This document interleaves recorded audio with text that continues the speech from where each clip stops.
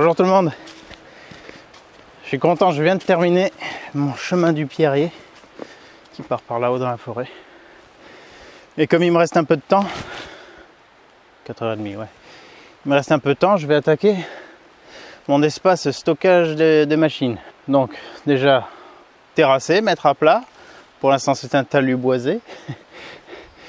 Je devrais pas avoir enlevé d'arbres à part un petit chêne, je crois, et des petites repousses de petits chênes verts et quelques petits houes, des bricoles comme ça. Je vais lui mettre le godet de 40 parce que je vais travailler plus j'en aurai plus besoin. Pour les chemins, j'aime bien la dent de déroquetage parce que je suis efficace avec. Mais là, je vais avoir plus besoin de déplacer du volume. Donc, on va prendre ça.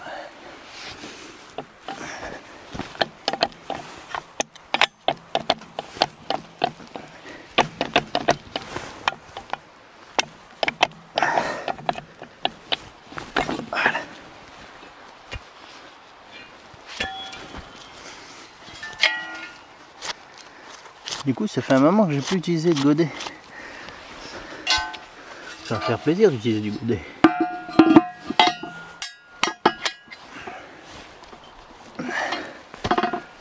J'aime bien enchaîner sur un nouveau chantier direct parce que j'ai pas besoin de regresser la machine. Je déteste faire ça. Alors ça, c'est vraiment une tuerie, je trouve, pour travailler en pente, créer des chemins en pente. Comme vous avez pu me voir faire. Je décaisse et je chasse. Je décaisse et je chasse. Ça va très bien, ça permet de se coller contre les bords de talus. Alors qu'avec l'espace d'un godet, on peut moins. Alors que là, on fait tac et on pousse. C'est nickel. Alors, on va regarder où on en est. Du compteur horaire. Ça me fera des souvenirs si un jour je regarde à l'avenir. Donc, je suis à 23,1 heures. Donc ce chemin dans la forêt là m'a mis, j'étais à 18h30, 4h30, sachant que la machine a tourné un bon moment sans avancer. C'est juste pour que j'ai de la pression hydraulique au moment de mettre ma chenille, parce que j'avais fait un déchenillage. Voilà. Donc en gros 4h30 on va dire, allez, 4h30, même avec les temps morts. Pour faire ce chemin, je vous invite vivement à le voir. Si vous l'avez pas vu cette vidéo, c'est quelque chose à ne pas manquer. C'est absolument splendide.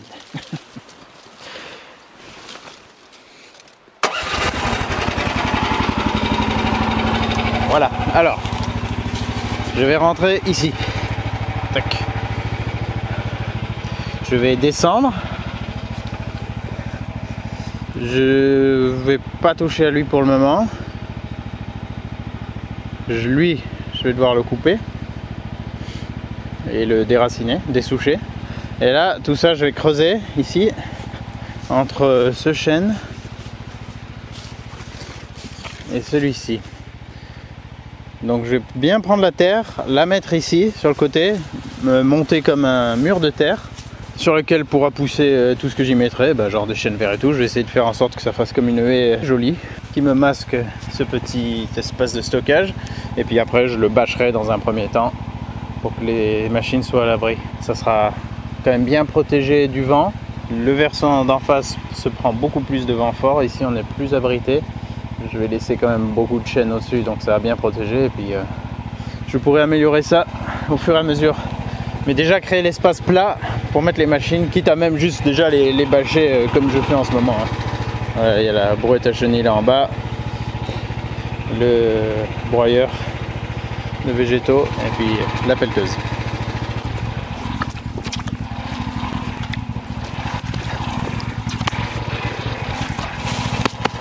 Let's go!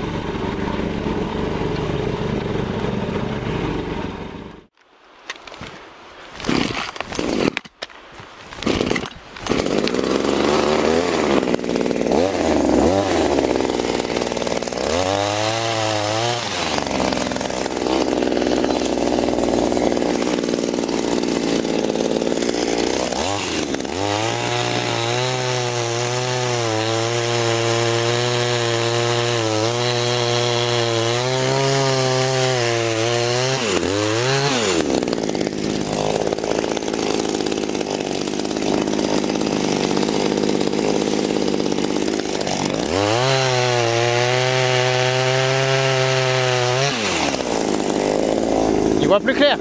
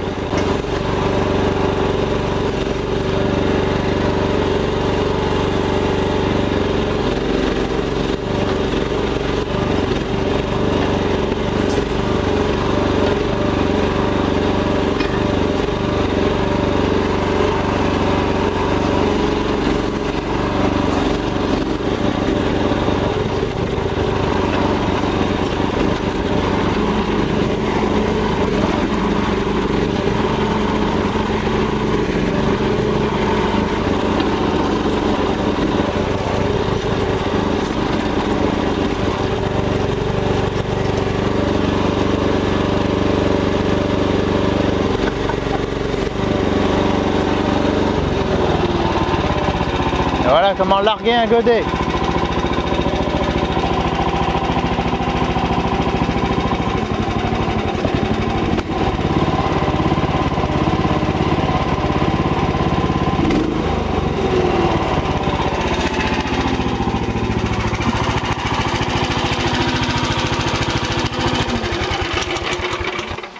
Ça c'est du bon largage de godet. Putain, vous l'avez vu ou pas dans le champ? Oh putain. Où qu'il est mon godet? Où qu'il est? J'ai pas compris ce qui est parti. Ben, c'était mon godet. Putain, la goupille où elle est? Ah merde alors. C'est pas cool ça. À quel moment j'ai paumé la goupille? Va falloir sortir le détecteur de métaux.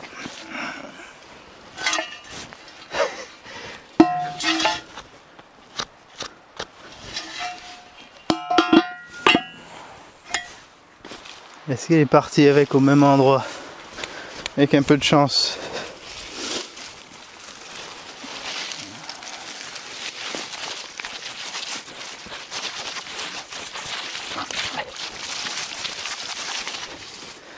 Ah. Bon. Tiens, c'est accroché peut-être dans la végétation là quand je passais au travers. Ça a dû la décrocher. Putain, je sais pas à quel moment ça a fait ça. Bah certainement sur la fin là parce que sinon je l'aurais déjà paumé. Bon bah je trouve pas le détecteur de métaux, je sais plus où je l'ai foutu. Donc j'ai mis un bout de fil, de gros fil alu là. On verra bien si ça tient, je rachèterai une goupille.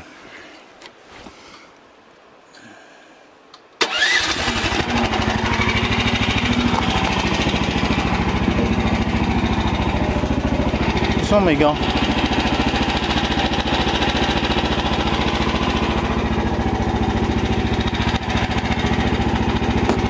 Je ne sais pas non plus. Bon. Je suis en train de tout paumer, c'est pas grave. Je sais que je les ai posés, ces cons.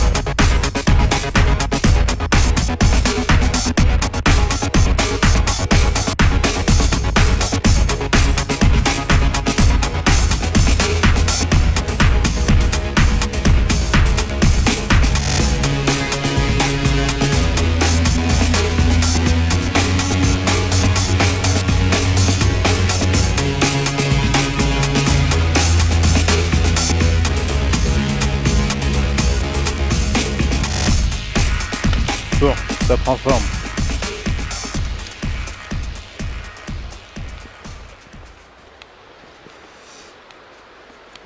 Pas encore assez grand, mais c'est déjà pas mal. Bon, là j'ai aussi une souche ici à virer. Je vais me rapprocher encore de l'arbre, agrandir encore un petit peu là, grignoter encore un peu cette zone. Et puis repousser, donc là ça sera un peu plus carré. Ensuite redescendre encore un peu et ben, j'aurai assez de place pour mettre mes petits engins. Ça sera pas mal, sachant que je peux, si besoin, prolonger. Oui, je vais peut-être même prolonger un petit peu là. Lui je le touche pas, mais derrière je peux aller un peu plus loin. Ça va le faire comme ça. Puis il pourra me servir pour accrocher ma bâche, là, là. Puis là les petits, sont pas ultra costauds, mais ça devrait pouvoir le faire. Ou sinon je tire une corde jusqu'à celui-là. Ou non, non, plutôt je vais partir du sol. Bon, on verra bien. Allez, je vais m'arrêter pour aujourd'hui. 24,1. Bah 2 heures. Ça fait 2 heures pile que je fais ça, si je ne m'abuse. Ah non, 1 heure pile. À suivre.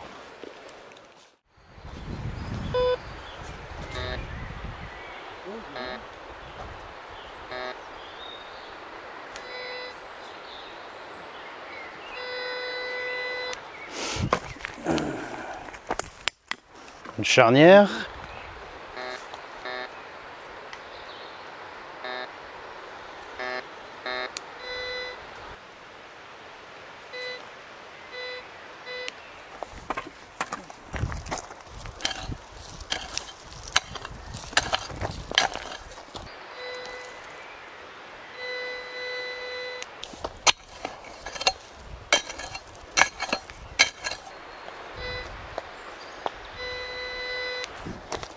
Ça peut être tellement de choses. Oh putain.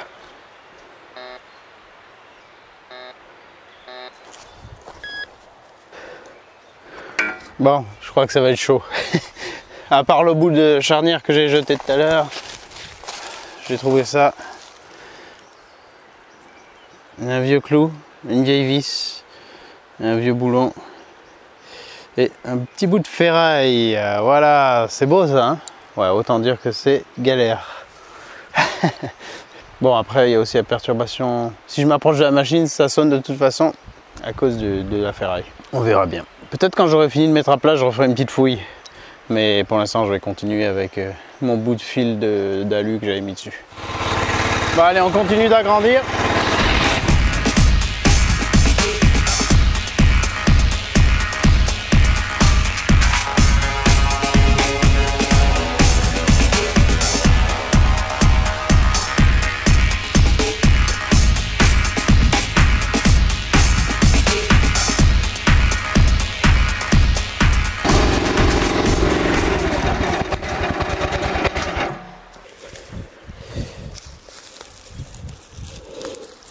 Voilà, lui, je récupère. Petit laurier thym. Je vais le planter en bordure et il contribuera à faire la haie.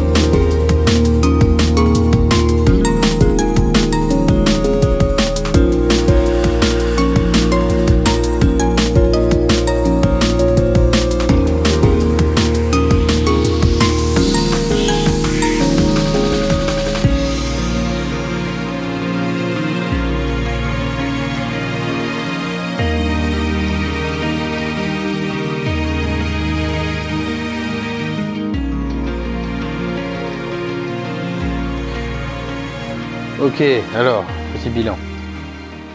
On va se mettre de ce point de vue.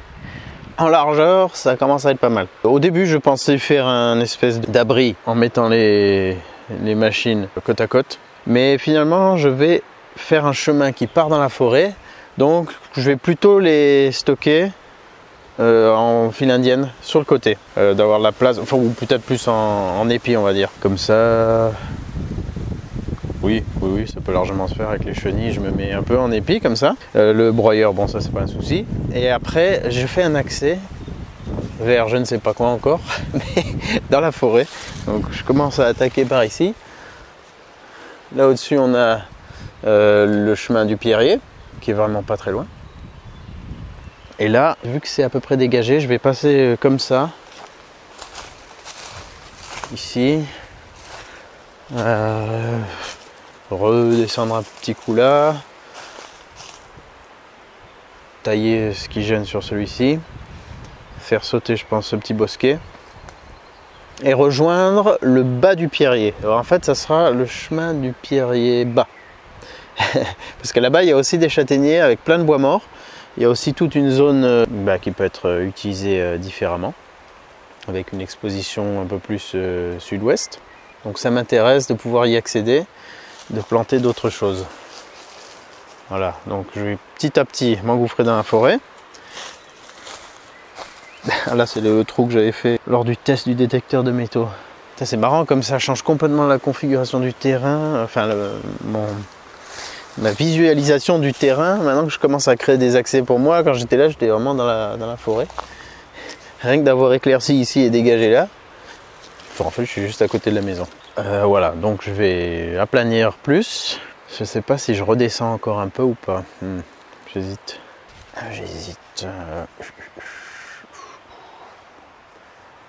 Ouais, je vais peut-être racler, gagner peut-être encore 10-20 cm, bien niveler, faire vraiment un truc un peu en forme de larme. Ici, pour stocker les machines. Ici, laisser de la place, dans le talus pour planter des végétaux, que ça me fasse comme un petit cocon, une haie discrète. Puis après, pour l'instant, je continue de les bâcher, mais après, je ferai une petite couverture légère, histoire d'être tranquille, de ne pas devoir débâcher les machines, mais qu'elles soient quand même protégées de la pluie et tout. Voilà, bon, je continue d'élargir ça, d'aplanir. Et ma goupille de secours tient le coup. Ça va, la machine fonctionne bien. Ce morceau de souche va quand même falloir que je le fasse sauter parce que sinon il va repousser et ça m'arrange pas forcément. Mais pour ça je préfère la dent que le... Ça bouge beaucoup plus avec un godet, c'est clair. Là je peux bien comparer par rapport au chemin que j'ai fait, enfin tous les chemins que j'ai fait pour l'instant à la dent. Ça pénètre bien, ça bouge, du coup ça force beaucoup moins et on est moins secoué. Là, pour grignoter des talus, ça fait beaucoup plus vite résistance. Et alors oui, quand je déplace de la terre, le godet c'est bien mieux, quand je déplace un certain volume, mais là, dès que je recommence à rentrer dans le chemin, je vois que ça ne me sert pas plus d'avoir le godet que la dent. Au contraire, la dent, j'aimais bien parce que je plante et je racle. Ça va bien comme ça. Bon, on découvre, chacun va faire un peu des tests, trouver les solutions qui lui conviennent. Et je continue un petit peu avant d'arrêter aujourd'hui. Profiter d'avoir un peu de temps.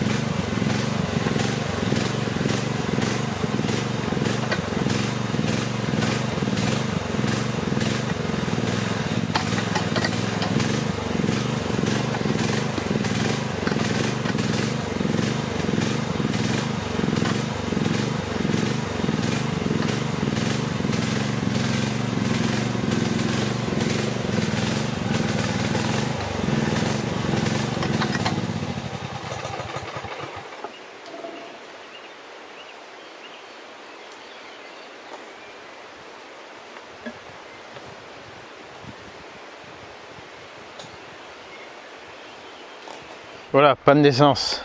J'en suis à 28h,8. En fait là je suis en train de créer un petit décroché pour finalement, elle, certainement la garer dans l'autre sens. Et qu'elle soit un peu comme dans un espèce de petit... dans ce décroché quoi. Ce qui fera que quand je vais la démarrer, la clé étant là, c'est facile à mettre en route. Elle s'enquille un peu là-dedans. Le bras et tout, je pense ensuite. Donc le cul je le rentre là. Et ensuite le godet, je viens le poser sur le talus. Donc, pour le moment. Et après devant, à peu près à la place où elle est elle, un peu plus en avant, je mets la brouette à chenille. Comme ça, ça me laissera de la place pour en fait sortir tout droit comme ça avec elle et le dumper aussi directement. Il n'y aura pas de manœuvre délicate à faire. Je vais reniveler un peu tout ça. Alors là, c'est un peu nouveau entre guillemets pour moi sur ce terrain par rapport à ce que j'ai déjà fait. Je suis sur de la terre beaucoup plus argileuse ici. Donc je vois que ça retenait mieux l'eau. Ça faisait une petite flaque la dernière fois quand il a plu beaucoup. Ici, ça a tendance à s'affaisser quand il pleut. Ça se tasse quoi.